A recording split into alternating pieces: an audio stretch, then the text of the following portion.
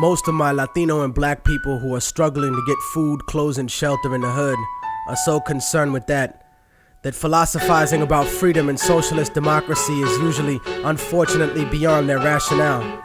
They don't realize that America can't exist without separating them from their identity. Because if we had some sense of who we really are, there's no way in hell we'd allow this country to push its genocidal consensus on our homelands. It can be destroyed. Niggas talk about change and working within the system to achieve that. The problem with always being a system from within, it's not you who changes the system, it's the system that will eventually change you. There is usually nothing wrong with compromising a situation, but compromising yourself in a situation is another story completely. And I have seen this happen long enough in the few years that I've been alive to know America is a huge colony of countries whose presidents are cowards in the face of economic imperialism.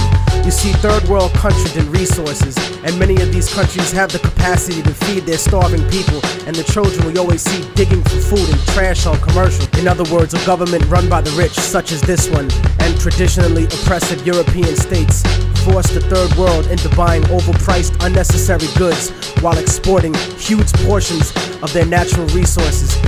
I'm quite sure that people will look upon my attitude and sentiments, my words. My revolution is born out of love for my people, not hatred for others.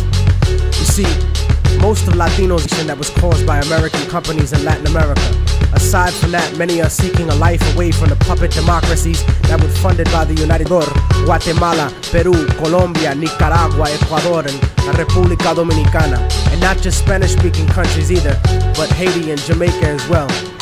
As different as we have been taught to look at each other by colonial society, we are in the same struggle. And until we realize that, we'll be fighting a system that has kept us subservient instead of being self-determined. And that's why we have no control over when the embargo will stop in Cuba or what.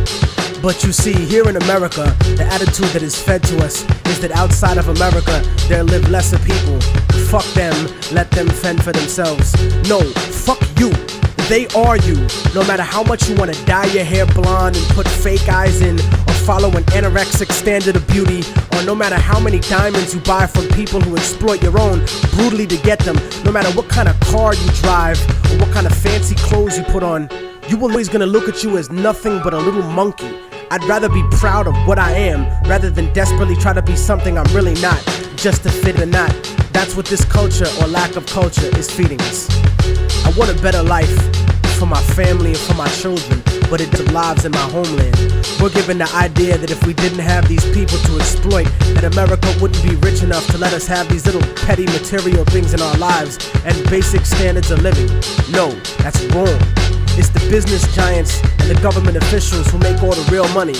We have whatever they, not the average white man. It's not the kid down the block or the kids I see on the street. My enemy is the white man I don't see.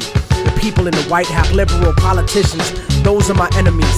The generals of the armies that are mostly conservative, those are the real motherfuckers. That poor, broke, country-ass soldier that's too stupid to know shit about the way things are set up.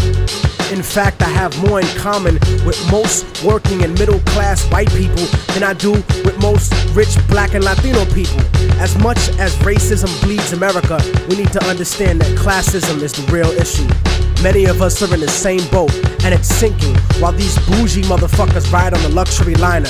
And as long as we keep fighting over kicking people out of the little boat we're all in, we're gonna miss an opportunity to gain a better standard of living as a whole. In other words, I don't want to escape the plantation. I wanna come back, motherfucker that kept me there, and burn the house to the goddamn ground. I wanna take over the encomienda and give it back to the people who worked the land of the past. But you can make the future, and anyone who tells you different is a fucking lethargic devil. I don't look at a few token Latinos and black